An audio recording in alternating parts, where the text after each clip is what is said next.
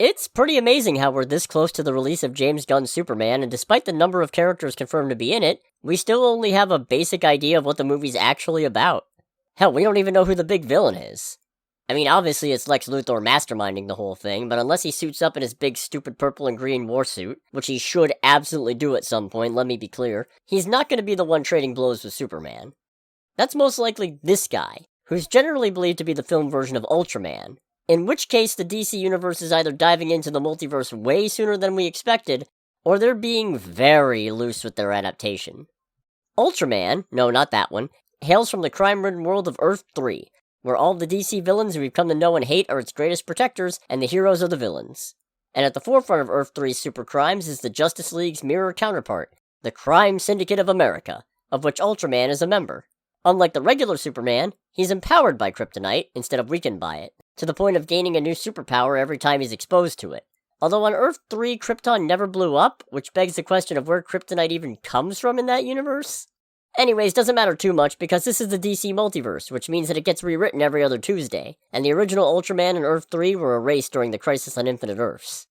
A new Ultraman eventually popped up with a completely different backstory. This one was an Earth astronaut from an antimatter universe who was captured and experimented on by a group of aliens.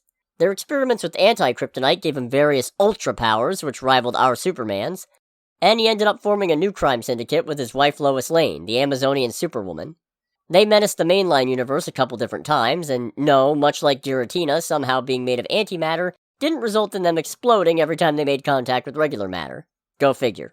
Then came the New 52, which reinvented Ultraman on an all-new Earth 3 once more. On this new Earth 3, everyone is an evil jerk, and it's just a matter of degree for how bad they are. This new Earth 3 was destroyed by the Anti-Monitor, who I do not have time for right now, and in their attempts to escape the New 52's crime syndicate made their way to Earth and tried to take it over. This Ultraman is back to being empowered by kryptonite, even to the point of snorting it, because the New 52 was a lot of things, but subtle ain't one of them. He was killed by Owlman during Perpetua's remaking of the multiverse, but was restored with a slightly altered history in the aftermath, only to get in a fight with Jonathan Kent, Superman's son in the main universe, before having his neck summarily snapped by Injustice Superman. No, really, the one from the video game. As you can see, I don't really think any of these Ultramen are being adapted for this film. If that is Ultraman, it's much more likely they're slapping his name onto a completely different villain. An opposite Superman of a different kind, I think. One might even say he's the reverse. And next week, I'll be happy to talk about this bizarre doppelganger.